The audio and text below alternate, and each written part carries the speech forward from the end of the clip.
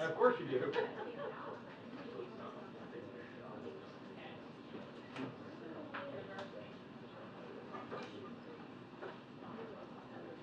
Attention, 2 minutes to the press briefing, 2 minutes to the press briefing.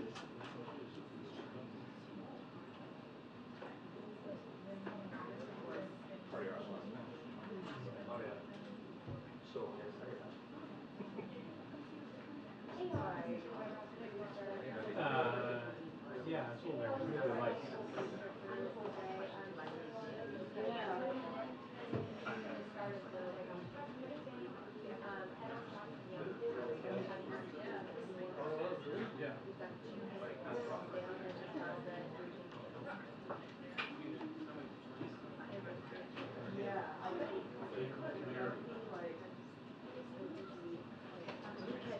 I know, I was going to say, I haven't seen you for Mr. Ducey?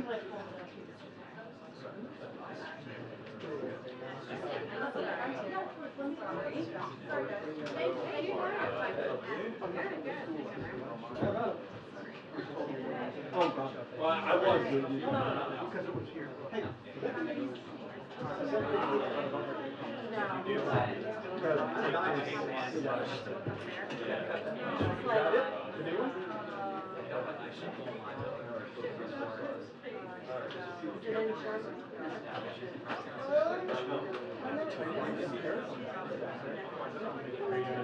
I like the aperture. Yes, it is. Yeah, very much. But it's more durable. And they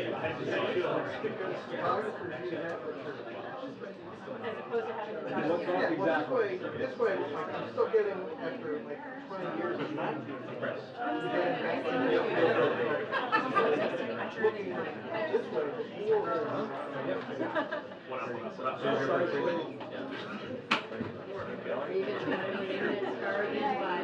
My talk glances away. I can't. Okay, remember to. Good afternoon.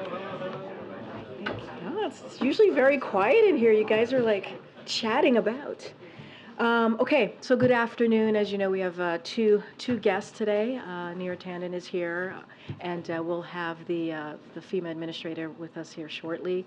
She's currently in the Oval Office briefing the president, so as soon as she gets out, she'll join us. So a couple of things at the top, and then we'll get going. So in today's bilateral meeting, President Biden and President Chavez of Costa Rica will continue to deepen the strong relationship between our two countries. Costa Rica has been a regional leader. They are a strong democracy with a thriving economy and leading by example on migration management. Costa Rica is an endorsing country on the Los Angeles Declaration on Migration and Protection and has led the way in offering protections and legal pathways to vulnerable populations. During their meeting, President Biden and President Chavez will discuss how we can continue to expand and strengthen these legal pathways as an alternative to irregular migration.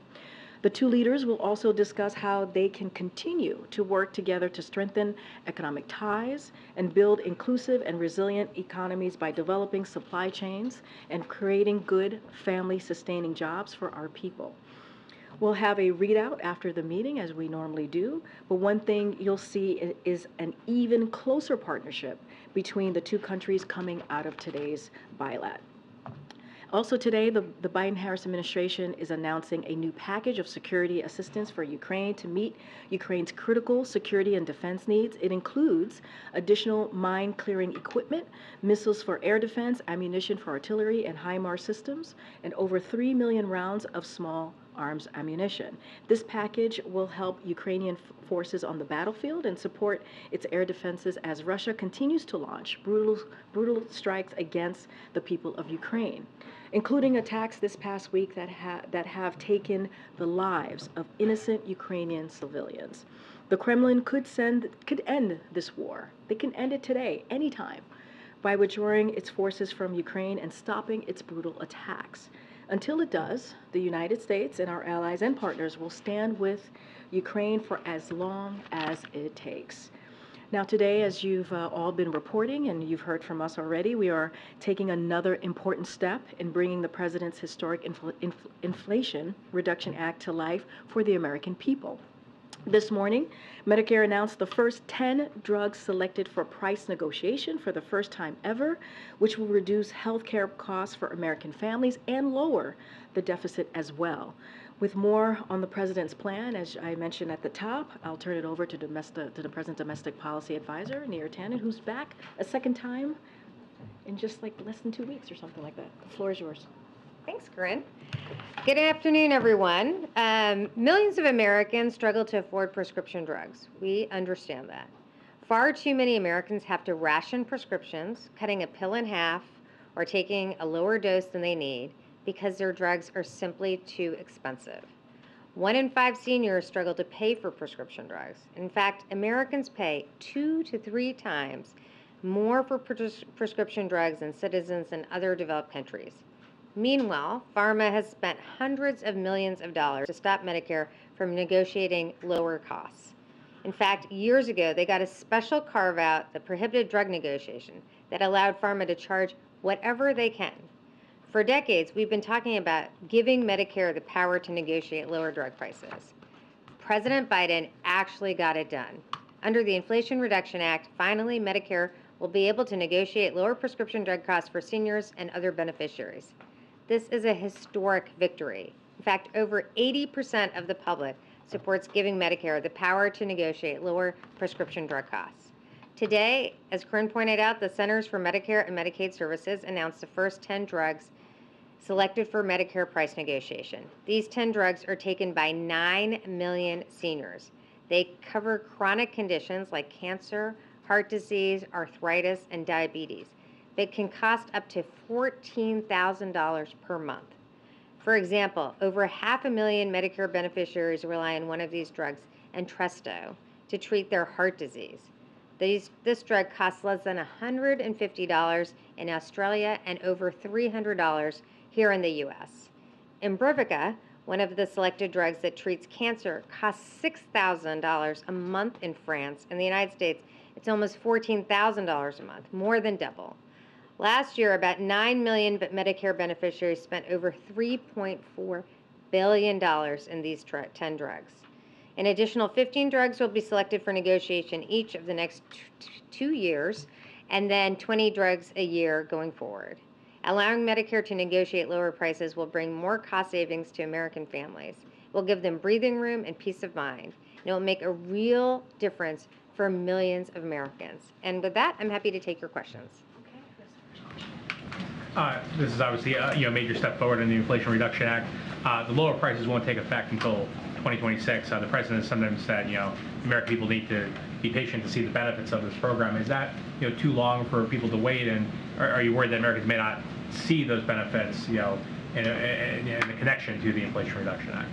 Well, first and foremost, the Inflation Reduction Act is already delivering benefits. Already, there's $35 insulin for seniors, and I would note that many providers have replicated that for the private sector. There are also lower costs from people who are trying to get health care from the Affordable Care Act. That's $800 a year for 15 million people. That's lower increased savings for them. And the inflation rebate aspect of the drug bill, which basically provides that pharmaceutical companies that are charging higher than inflation, the prices are going higher than inflation, they have to pay a rebate back to the Medicare system. So those are all creating savings for Americans now. Thanks, Karine. A quick follow-up on that. Obviously, consumers don't see the benefits until 2026. How concerned is the administration that Republicans could potentially derail the process by then and roll back these negotiations after the next election? Well, I would say first and foremost, this Medicare's ability to negotiate drug prices is hugely popular. 80% of Americans support the ability to negotiate drug prices. I do think it's important to point out that many Republicans oppose the Inflation Reduction Act and obviously oppose the ability to negotiate drug prices. So they are on the side, they have been on the side of allowing pharmaceutical companies to charge whatever they can. And that's what the American people really oppose. As I've said at other times, I was part of the team that negotiated the Affordable Care Act. I was here during I was arguing for the Affordable Care Act when Republicans were trying to repeal the Affordable Care Act during the Trump administration. They fought tooth and nail to do so, but because the Affordable Care Act had delivered lower prices, or basically delivered health care to 20 million Americans, they found it hard to do so. And I think given the insulin reduction, the $35 insulin costs that people are bearing now, the fact that that people will see that these 10 drugs are being negotiated, a price will be provided in September of 2024. That will be public. I think it will be hard to repeal the Inflation Reduction Act, and it's specifically hard to take away, basically claw back these benefits, these lower prices. I think people will really rise up against that kind of thing because they know they are paying too much for prescription drugs in the United States, and they are paying more than in any other country. Go ahead, Selena. Welcome to the briefing. Thank you so much. The CBO estimates that the government will save around $98.5 billion over a decade with this new program. So how much of those savings will go directly to seniors on Medicare?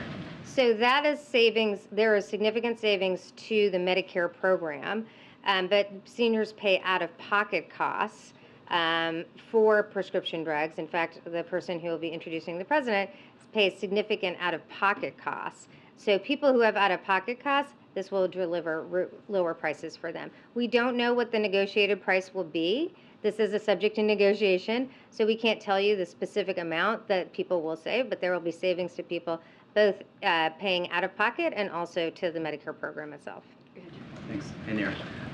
There are currently 8 lawsuits challenging this Medicare drug negotiation program. Which of those lawsuits do you see as the biggest threat to this program, and how confident are you that between now and 2026, when all this kicks in, that one of these lawsuits won't result in an injunction or preventing this program from actually going forward? Well, first and foremost, we should recognize that the CMS, HHS negotiates prices for every other element of the healthcare system: doctors' rates, providers' rates, hospital rates. The only reason why Medicare has not been negotiating drug prices is because pharma got a sweetheart deal decades ago to basically prohibit negotiations. Negotiations are part of the market system. It's very normal for that to happen. And so we are very, very confident. Basically, it is because of the Inflation Reduction Act that we have negotiations.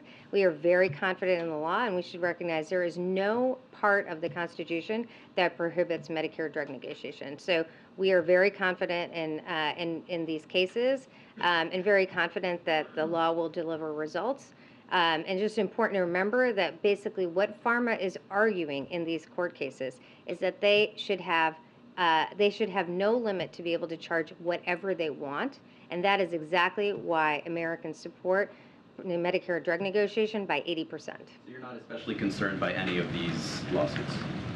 I mean, I refer to the Department of Justice on the particularities of each litigation or each piece of litigation, but I would say that first and foremost, Medicare's ability to negotiate drug prices is clear in the law and is well established. Thanks. So one of the main criteria for selecting these drugs is lack of competition. But for at least one of these 10 drugs, there is actually going to be a competitor coming into the market before 2026. So given that, I mean, why does the government still need to come in on top of that for that drug? And is that a waste of effectively a slot, early on here that could be put toward a drug that actually doesn't have competition? The Inflation Reduction Act specifies the criteria for selection. That criteria is highest drug spend, also that the drugs need to be on the market for 9 years or longer. So there will be also additional drugs, as noted. This is the first 10. There will be 15 next year and 15 after that. So drugs that haven't made it on this list may well be on in the future. And for particularities about the specifications of selection, I would refer you to CMS. Do you have any concerns that, given the lead time here, that the pharmaceutical industry will adjust its pricing to sort of compensate for an anticipated reduction? You talked about faster than inflation in certain instances, but do you get a sense that broader price inflation will happen anticipating this? Well, the selection of the drugs are on current price, so that will be the source of the negotiation back and forth.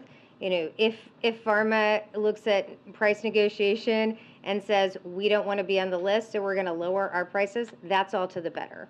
That would be a way in which this law is actually having the important effect of lowering drug prices across the board. Let me just take you back to what Chris was asking about first, and that is, again, the delay as to why do we have to wait till 2026 to see these changes?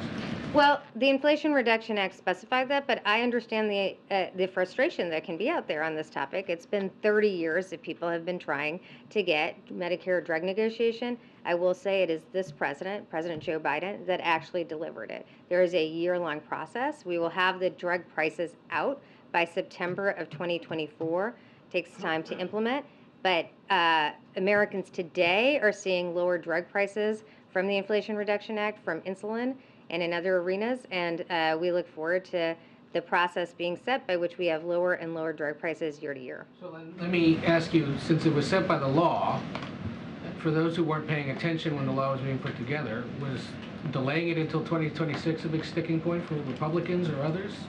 Why didn't the White House push to have it happen sooner? Well, we are excited by the fact that we are beginning this process and that we will have these 10 drugs and then 15 drugs after that and then 15 drugs after that and 20 drugs year to year. So we think it is important that these drugs, that this negotiation will take place over this year and that in September of 2024 people will see this price. I will also note that when this price is public, other insurers can look at that price. It is in many arenas. Private insurance has looked at CMS and Medicare as a leader in how to determine prices. So it may well be that insurers use the price negotiated as prices that they use in their own insurance models to affect the private sector. Thank you so much. Trying again. I understand you don't want to comment what specific prices you're trying to achieve, but can you give us a sense of what the broader objective is here? You said like seniors paid more than $3 billion out of pocket for these drugs. Mm-hmm. So in terms of bringing it down, like minus 10%, 25%, half less? Well, I'll say a few things. First of all, the VA negotiates drug prices. It has always had the power to negotiate drug prices. It sets its drug prices are 50% what American consumers pay. But this is all subject to a negotiation. So we do not and cannot determine the price that Americans will see because this is a true negotiation, and that will be subject for this year-long conversation between CMS and pharmaceutical companies that put out these specific drugs. But we do expect that negotiations will drive prices significantly lower, as they have done for VA and DoD. And just as a reminder, VA and DoD have been negotiating drug prices for decades, and pharmaceutical companies have not successfully sued them. In fact, they all stay on the formulary. All right, thank you so much. Thank you. Thank you so much. Thank you so much for coming back again. Great. It was so much fun the first time. I know. Thank you. Thank you. Thank you so much. Okay. Very quickly, you all, as you know, are going to hear from the FEMA administrator, who's here with us to my right here. And as you all know, at the President's direction, FEMA has been leading a whole of government effort to prepare and respond to Hurricane Idalia. Yesterday, the President approved an emergency declaration, and since then, hundreds of FEMA personnel have pre-deployed ahead of Idalia making landfall in Florida. And with that, I know that you're coming from the Oval Office. Thank you very much, Karine, and good afternoon, everybody. I know it hasn't been very long since I have been up here briefing all of you, but I think that this really is indicative of the pace of the major disasters that we are seeing across the nation. And the reality is, we are just now approaching peak hurricane season. In addition to responding to the current storms, as well as other incidents, we have to remain focused on making sure that we are also preparing people across the nation for these types of extreme weather events. I did just come from the Oval Office where I briefed the President on the trajectory of Hurricane Idalia and what the impacts are projected to be. And I want to just give a quick update on the preparations that we are making in response or in preparation for the response in Florida, as well as other states that are in the path of Hurricane Idalia. Yesterday, I had an opportunity to speak with Governor DeSantis. I also had an opportunity to connect with South Carolina Governor McMaster and Georgia Governor Kemp to help understand what their concerns were and to identify any unmet needs that they may foresee. And will remain in close contact with all of them in the hours and the days to come as Hurricane Idalia makes landfall and moves across these states. As the President said to Governor DeSantis in his own conversations yesterday, FEMA and the entire federal family are activated to support the people of Florida. The President also quickly approved an emergency declaration in advance of the storm in Florida, turning on the many tools that are available at my disposal to provide the governor any support or resources he may need in advance of landfall and then after. This allows me to pre-stage people, equipment, and resources in Florida, Georgia, and the Carolinas, and I have done just that. We have pre-positioned different types of resources across all 3 states to include several incident management assistance teams, our urban search and rescue teams, our disaster survivor assistance teams, and they are all ready to pivot to the most impacted areas immediately after the storm passes. We also have warehouses filled with commodities like food, water, blankets, and medical supplies that are ready to rapidly move into the impacted area at the state's request. But we are not in this alone. We have an entire federal family that is postured to support. Our National Response Coordination Center here in Washington, D.C. is fully activated, and this means that there are several hundred staff from across the federal family that are working together to support any requests for federal assistance. We have our partners from the U.S. Army Corps of Engineers who are pre-positioned to support any power restoration needs. Health and Human Services is assisting with evacuations from hospitals and assisted living centers.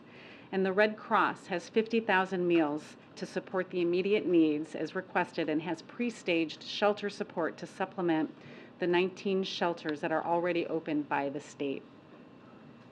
And this is a really important point that I want to talk about next. It's on preparedness. And again, I really ask for all of your help to help me ensure the people in the storm's path get this message. While we are engaged with our states to prepare for the path of this storm, it's critical that the people that are in the path of this storm are also prepared. And I know that the people of Florida are no stranger to storms, and I encourage all Floridians to take this storm seriously. This storm is very strong and is expected to strengthen to a major hurricane by the time it makes landfall due to high surface temperatures in the Gulf of Mexico. This means heavy winds, high winds, heavy rain, and a forecasted 12-foot storm surge in some of the areas along the western coast. This storm surge, this is one of the highest risk parts of a hurricane and is especially problematic along the west coast of Florida due to the underwater geography. The coastal shelf gets shallow very quickly, which increases the amount of the storm surge, putting more people at risk. Very few people can survive being in the path of major storm surge, and this storm will be deadly if we don't get out of harm's way and take it seriously. So I ask all Floridians to be vigilant and heed the warnings of your local officials. Have a plan to communicate with your family and your loved ones. Charge your cell phones, your batteries, any devices that you may have, and ensure that you are receiving emergency alerts. And most important, please listen to the warnings of local officials. If they tell you to evacuate, please do so immediately. And remember, you don't have to evacuate far. If you are in a storm surge warning area, It could mean just traveling 10 or 20 miles to get out of the most significant impact areas. It does not mean having to travel hundreds of miles to get out of the storm's path. And finally, we are all in this together. I ask that you check on your neighbors, especially those who are older adults, people living with disabilities, or may need additional assistance. But before I close, I want to provide an update on another topic that has been widely reported in recent days and asked by many of you, FEMA's Disaster Relief Fund, which as of this morning has a balance of $3.4 billion. So today, I am directing the implementation of immediate needs funding. This means that FEMA will prioritize available funding for critical response efforts to Idalia, the Maui fires, and any other extreme weather events that may come our way without interruption, while continuing to meet the immediate needs of survivors through the remaining weeks of the fiscal year. I want to repeat, we are prioritizing funding for Idalia, for the Maui fires, and any other extreme weather events that are coming our way without interruption. And I want to stress that while immediate needs funding will ensure we can continue to respond to disasters, it is not a permanent solution. Congress must work with us on the supplemental request that the administration has made on behalf of FEMA. And you are going to hear more from me on that soon. My primary responsibility at FEMA is to ensure that we are always postured to respond to any disaster and to provide the life-saving and life-sustaining support when needed. And with that, I'll take any questions. Can you relate what your talked about with Governor DeSantis, and add any details about what coordination you're undertaking with Florida officials? Yes, when I spoke with Governor DeSantis yesterday, my main question is always, what are your main concerns? What are the areas that you have the greatest concern about? And do you have any unmet needs or resources that we can bring in? He shared with me what his posture at the state is going to be and where he has some great concerns. And we are working and embedded with his staff. And I assured him that we have teams working side by side with our colleagues, our emergency management colleagues there at the State Emergency Operations Center to be able to quickly respond as needed. Following up real quick, what were those concerns that he had at that time? He shared with me the concern, again, about people taking this seriously and being able to evacuate as a result of the storm surge. He has concerns about the vulnerable populations, right, and making sure that we are providing any assistance we can to help them get out of harm's way. You mentioned the supplemental request after getting a fuller idea of what has happened in Hawaii and with this storm threatening, a severe impact. Do you anticipate raising the level of that supplemental request as you start to negotiate it with Congress?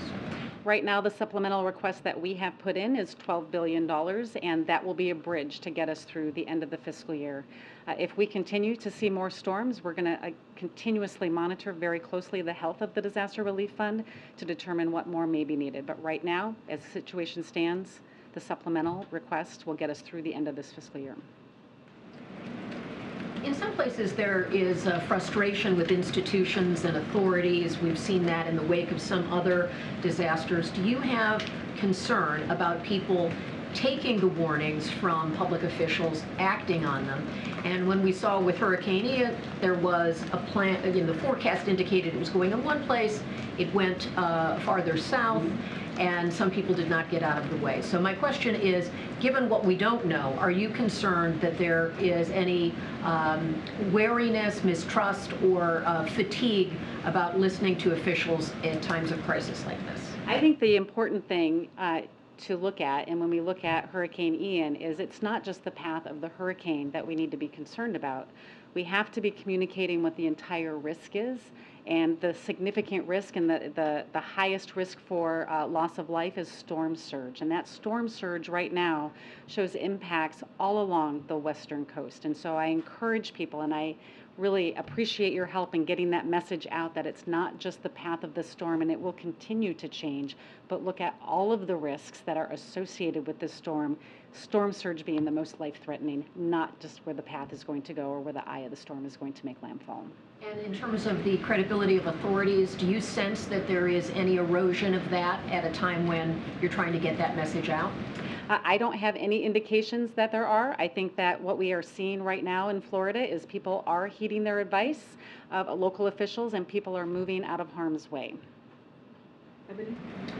Thank you. I want to go back to Hurricane Ian. When Hurricane Ian hit, you had many communities of color. You also had poor communities complaining that they were not prioritized during this time, and so they didn't get necessary the relief that they wanted, and they felt like they were kind of put on the back burner. Many of these areas are in places that are more physically vulnerable. What is your message to those who have that concern that there may be a repeat in their community? Yeah, so during Hurricane Ian, we had a large amount of people that were impacted by that storm, and we had teams of personnel that went out into communities across the state.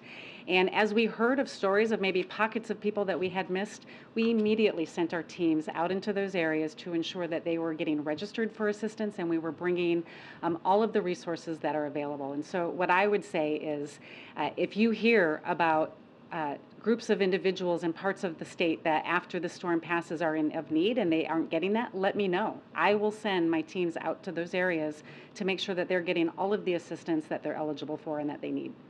John.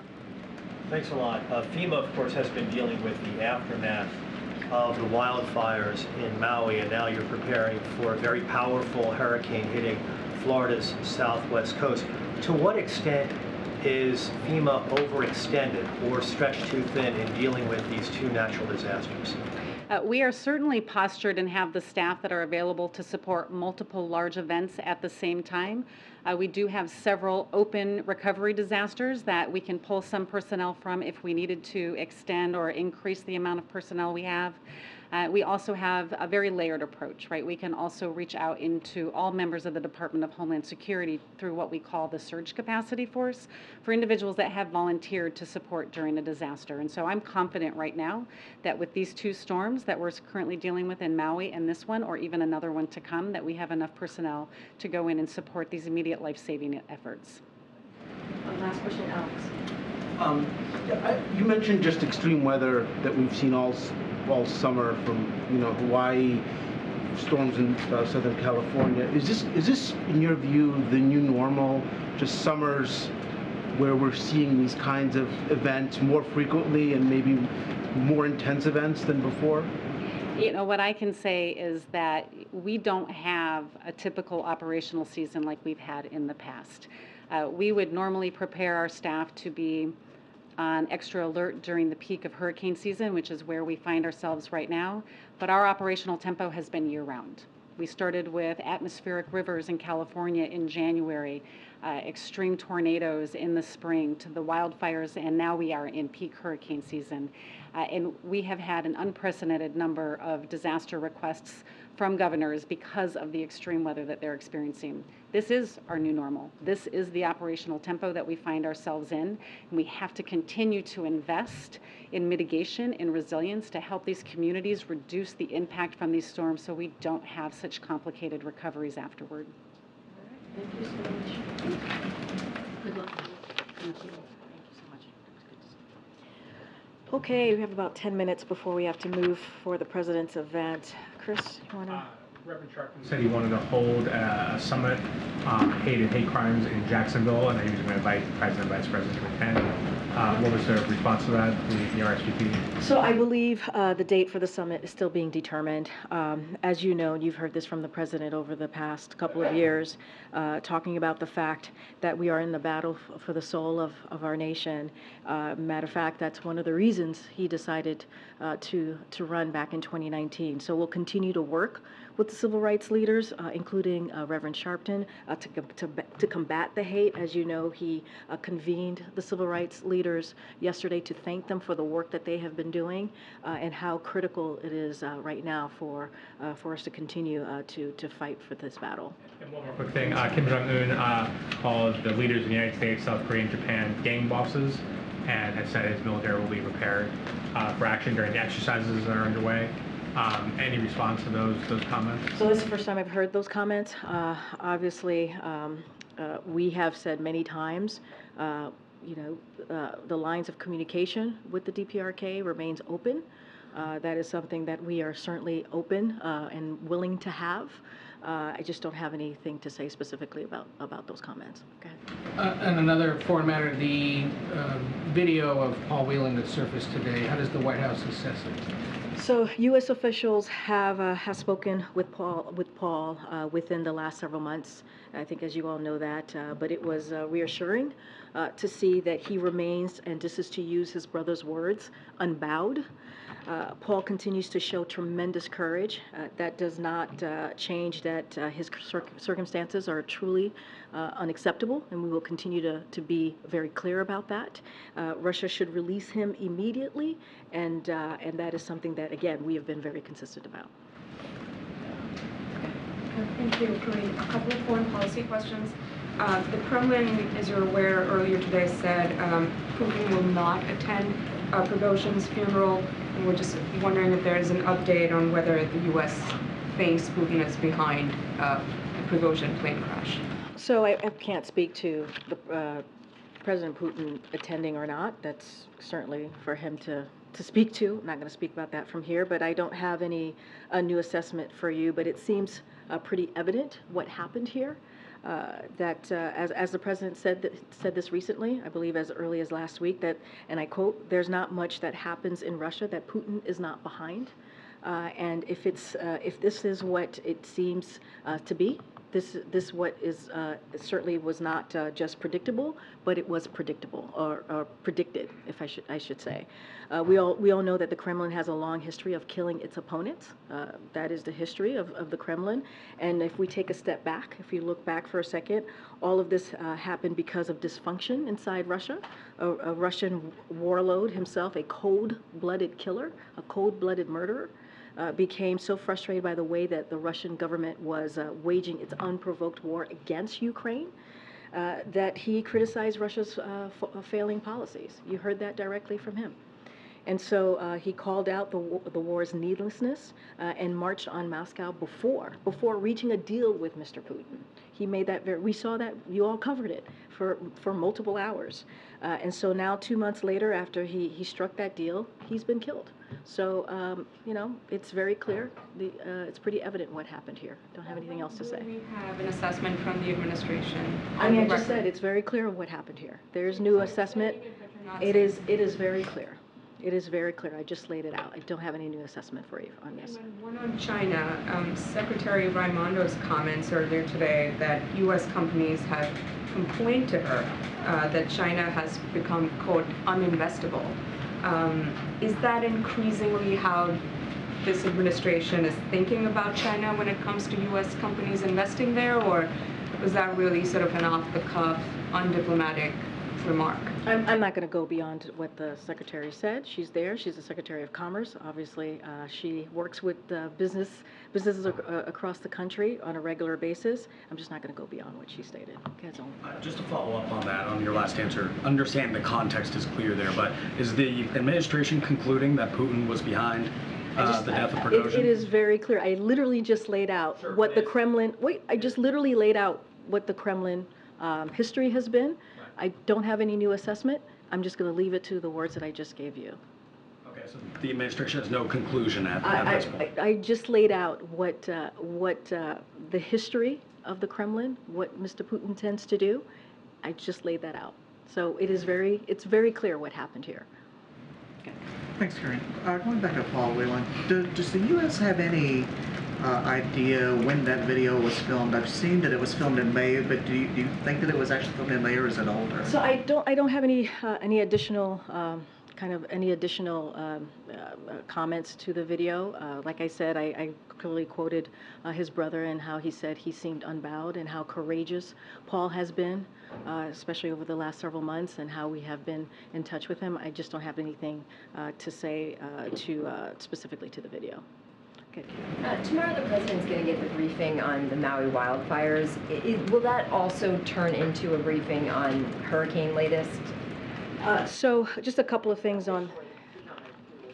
Well, so as you just stated, the president tomorrow is going to convene his cabinet and agency officials who are involved in the administration's whole of government response that we have seen in the recovery efforts on Maui, in Hawaii. And so he called this meeting, obviously, to get his administration's ongoing efforts on the ground and to work on and the work underway to support the people of Maui. Clearly, he'll also get an update on the current hurricane that we all are keeping an eye on, Hurricane Idalia. And so that'll be part of the conversation, obviously, tomorrow as well. Thanks, Karine. The president yesterday told me that he believed that the families of 2 out of the 3 victims of the Jacksonville shooting might be open to receiving a call from him. Has he reached out yet? Has he spoken with them yet? So I don't have any calls to lay out for you at this time or to share. And then Congressman Scalise announced today that he's been diagnosed with a form of cancer. Do you guys have any reaction to that, and does the president plan to reach out to him? Well, obviously, that's devastating news. Our hearts and prayers go out to the congressman and his family. Clearly, he's gone through a lot over the past couple of years. I don't have a call to lay out or to announce at this time, but that is very sad news, and clearly we are hoping for a speedy recovery for him. Any updates on if the president's traveling to Jacksonville to meet with families victims? No travel to. And then on the drug crisis announcement, how is the president planning to message this? Do we expect travel in the next couple of weeks talking about this specifically? How is he planning to take this message to voters? Well, you're going to hear from the president in 20 minutes to talk specifically about this new announcement on the first 10 drugs. Look, this is an important announcement. When we're talking about Medicare being able to negotiate, we're laying out these 10 drugs. This is something, as Neera was saying when she was here moments ago, that folks have been trying to do for 33 years, for decades. And this is a president that's been able to do that via, obviously, a provision through the Inflation Reduction Act, which I may add was only voted by Democrats. This is something that we wanted to make sure that we were able to do. Lower costs, lower healthcare costs for Americans across the country. So it is an important day, important beginning, if you will, of how we're going to move forward with the Inflation Reduction Act as it relates to the Medicare being able to negotiate. So you're going to hear from the president. Obviously, the president travels across the country pretty regularly to talk about how he's investing in America, how he's lowering costs for Americans. That is one of the, as he speaks about Bidenomics, lowering costs for Americans is clearly one of his top priorities. So you'll continue to hear from the president about this particular issue and other ways that Bidenomics is working for American families and the economy as well. Yeah, Justin. Thanks, Karine. President Putin said that he is going to go to China in October, I believe. Obviously, one of his first trips recently. Do you guys have any reaction, and is there any concern that this might, in some way, suggest that China and Russia are growing closer or growing closer on Ukraine specifically? So look, I'm not going to get ahead of potential travel that another country is going to do with another country, so I'm not going to get ahead of that. We've been very clear about Ukraine. Our allies have been, our partners. The president has been able to bring together more than 50 countries to help Ukraine as they fight as we've seen, in a very brave way for their freedom, for their democracy, and that's something that the president's going to continue to do, as I mentioned at the top, as long as it takes. I'm just not going to get ahead of a potential meeting that Putin and President Xi may have. And then just schedule-wise, I think you were asked about Philadelphia yesterday. I was wondering if you have an update on that, or on Labor Day, if the president will be in Rehoboth or somewhere else. Yeah, so don't have any update on Philadelphia or Labor Day, but certainly we'll share any of the potential travel that the president may have. Go ahead. Thank you. I have a question about Guatemala, but first on the meeting this afternoon with President Chavez of Costa Rica, he has expressed the interest of joining the North American Trade Pact between the United States, Mexico, and Canada, the USMCA. I was curious to know if that's something that the United States would support. So I'm not going to get ahead of the discussion that they might have today, so I want to be really careful, as that's going to happen later today. We're going to have a readout after the meeting concludes. I will say this, that President Biden values Costa Rica's close collaboration on building out of America's partnership for economic prosperity. So the two leaders certainly are going to discuss how they can continue to work together to strengthen our economic ties and inclusive and resilient economies, which includes developing a resilient regional semiconductor supply chain. So obviously that will be part of the conversation. I'm just not going to get into any specifics on your question about USMCA. Again, we'll have a readout once the conversation concludes or the bilat concludes. And on Guatemala, do you have any reaction to the decision that the electoral registry took yesterday to suspend the political party of the president-elect, the SID movement? So we've congratulated R.A. Valo on his election as the next president of Guatemala, as confirmed by the certified vote results. The United States remains deeply concerned with continued actions by those who seek to undermine Guatemala's democracy. These efforts undercut the clear will of the Guatemalan people. So we stand with our partners in the international community, with the Guatemalan people, against these unacceptable efforts. But obviously, we congratulate the new elected president. Karine, question on a big election topic, transgender rights. Former Governor Nikki Haley and presidential candidate says, quote, "The idea that we have biological boys playing in girls' sports, it is the women's issue of our time." Does the president agree that this is a women's rights issue? So we've talked about this many times. This is the Title IX specifically. Look, and again, we've talked about this multiple times. It's a complicated issue, and there are a wide range of views on this. The Department of Education proposed a rule, as you know, that gives schools the flexibility to establish their own athletics policies.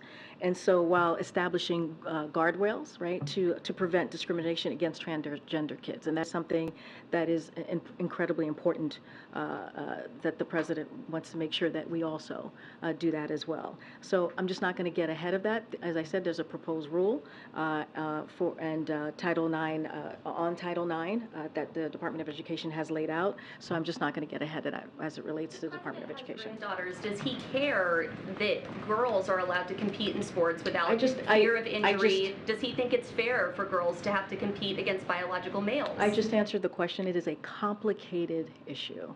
It is truly a complicated issue with a wide range of views, There is no yes or no answer to this. It is complicated. There's a rule that the Department of Education has put forward, and we're going to let that process move forward. It is, again, we want to make sure that while we establish guardrails with this rule, that we also prevent discrimination as well against transgender kids. But again, a complicated issue with a wide range of views, and we respect that. Okay. Thank you so much. I have a Latin America question and then an Asia question. Starting with Latin America and Costa Rica. The U.S. and Costa Rica signed a migration agreement, I think, in June. Just wondering if it's worked, if it's slowing the flow of migrants to the southern border of the United States, and what are the legal pathways for people who might be waiting in Costa Rica and trying to claim asylum in the U.S.? So look, I talked about how they were part of the signing the LA declaration that we did just last year, which is they've been a partner in the region with us, and so we certainly appreciate that partnership and the collaboration that we've had with Costa Rica. I don't have any updates on the specific migration or any data to share with you at this time, but certainly Costa Rica has been a partner with us as it relates to regional migration, and so we appreciate their partnership. They're going to have a conversation. They're going to check in, as you know, in a couple of hours, and we certainly will have a readout on that. Moving on to Asia, why does President Biden believe it's a better use of his time to go to Vietnam instead of to the ASEAN summit in Indonesia, which he's sending the vice president to? Yeah, so look, as it relates to Vietnam and our relationships, look, since day one, we focused on rebuilding, right? The president has been very clear on rebuilding and investing in our allies. And that is something that the president takes really seriously, not just our allies, but our partners throughout the world, and especially in the Indo-Pacific. And you saw that very recently, right, as he had the trilateral very recently at Camp David. So as the United States looks to deepen our ties with the region, Vietnam is a key partner in doing that. So the deliverables that will be announced as part of this visit will reflect both the depth and the breadth of that relationship that the president certainly takes very seriously. The visit will be a culmination of shared journey of peace and reconciliation as our two countries look forward to facing the future as our partners together as it relates to ASEAN. Look, he has tremendous respect for ASEAN. He has tremendous respect for ASEAN and was honored to participate in the 3 U.S.-ASEAN summits, including hosting an unprecedented U.S.-ASEAN leaders meeting right here at the White House, as you know. And he had the opportunity to demonstrate his personal support for ASEAN. Certainly, look, the Vice President is deeply committed to the Southeast Asia and also ASEAN, and so we will be her 3rd trip in the region, and so we believe having the Vice President represent the President as they are partners in this is also incredibly important. And you can see from the last 2 years the President's commitment to ASEAN. During the president's first year in office, he directed 90 agencies across the federal government to create the equity action plans. He also gave them to address discrimination and barriers in communities. But he also directed them to submit those plans in September to the White House Steering Committee on Equity.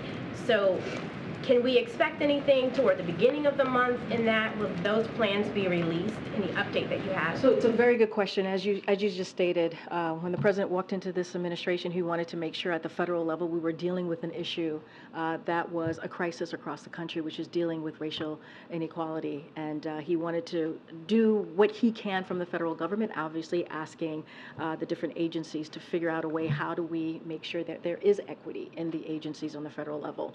You're right. We're supposed to they're supposed to be reporting back. I don't have any information for you at this time. Certainly, I will touch base with the team and see if there's anything that we can share with all of you. But again, as we just saw yesterday with the 60th anniversary on the March in Washington, you saw the President bring the civil rights leaders. He talked about what happened in Jacksonville and that a hate crime happening in that community. He has been very clear. It is time that all of us step in and do something and really deal with an issue that's affecting all of our communities across the country. Okay. Thanks, Karine. The President, while he was in Lake Tahoe, said that he was not interested in dividing the FEMA supplemental assistance from the Ukraine supplemental assistance and the foreign aid piece of the puzzle. What would he do if Congress were to present him with a disaster-only supplement? So look, I'm not going to get into hypotheticals from here. The President has made it very clear what he is asking from Congress as it relates to the supplemental ask that he is asking Congress of for Ukraine. Let's not forget that has been a bipartisan process, and he appreciates the bipartisanship that we have seen over the last 2 years to make sure that the brave people in Ukraine who is fighting for their freedom, fighting for their democracy, gets the assistance, not just from the U.S., but from our partners and allies. That is something that we are looking forward towards and are going to work towards. As it relates to FEMA, the FEMA administrator just laid out what's ahead and why the $12 billion was asked. Clearly, we are in a different period, right? As we look at climate change, as we look at extreme weather, as we look at what we've been dealing with, now we're stepping into hurricane season. All of these things are incredibly important. I'm just not going to get into hypotheticals of what the Congress might present, will present.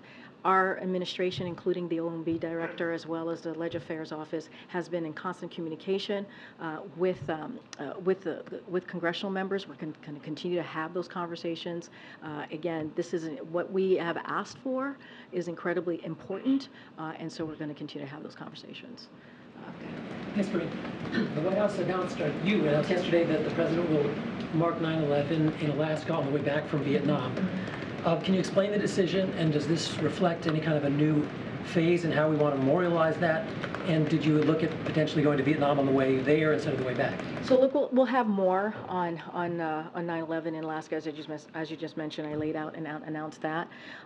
Look, the President wanted to make sure that he, as the President, did something to commemorate 9/11, and that's what you're seeing. That's what you're seeing the President do. We'll certainly have more details to share. I just don't have anything more outside of that. Yeah. Oh. Thank you, Karine. How is it possible that an ISIS sympathizer is sneaking people into this country? So just so that folks, I'm assuming you're speaking to the CNN story, right? Okay, so I just want to make sure that folks who are watching understand the question. So I just want to be really clear here. So the intelligence alerted us to a human smuggling network. We moved fast and successfully to disrupt it. So just want to be very clear that. And we are When you say that you disrupted it, are you saying that you know where all of the people this ISIS sympathizer snuck into the country are? If I can answer the question, I'm sure I'll touch on everything that you want to ask me. So again, intelligence alerted us of this human smuggling network. We believe and we move fastly and we successfully disrupted it. So let's be very clear about that. And we are grateful. We are very grateful to the law enforcement for their quick work and their vigilance on this. Now, to your other part of the question, smugglers have been detained overseas, including one linked to the foreign terrorist organization. No sign, there's no sign that anyone moved by the smuggling network has terrorism connections, so I want to be clear there as well.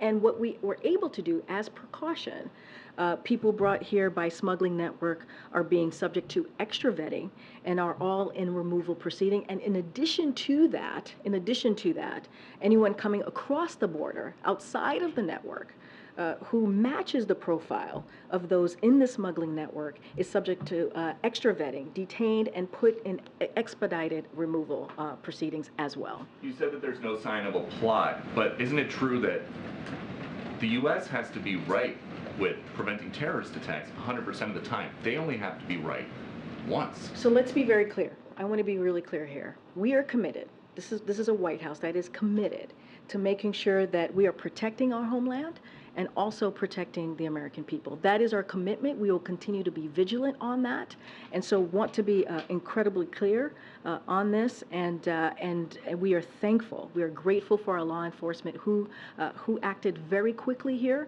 and they are disrupted. They successfully disrupted the smuggling network. We've seen human smuggling networks operated by the cartels for years. Why the sudden urgency with this one? We have always and will be and have been vigilant here when it comes to making sure that we are protecting our homeland. That is something that this president is committed to. That is something that this administration is committed to. We will always be and we will continue to be. Let's not forget that this was successfully disrupted, and it was because of the quick act of our law enforcement that we are incredibly grateful to. We have to go because the president's going to be starting his event in a couple minutes. Thanks, everybody. I'll see you tomorrow.